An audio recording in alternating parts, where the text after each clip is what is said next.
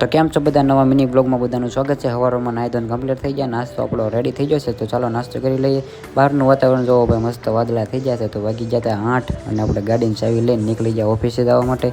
અહીંનું વાતાવરણ તો તમને ખબર જ હોય ઓફિસનું કેવું મસ્ત વાતાવરણ છે। તો ફટાફટ ચેટ પાસેથી લોટ લઈને મશીન ચાલુ કરી દીધું છે। તો મશીન ચાલુ કરી પછી હીરા આપણે મીણા માપવા, હીરા માપતા દેહમાંથી આવેલા હતા કાચરા। તો કાચરા ખાઈને પછી નીકળી જાઓ ઘરે જવા માટે। બપોરે જમવા બેસી જાય છે હું, પપ્પા ને મમ્મી।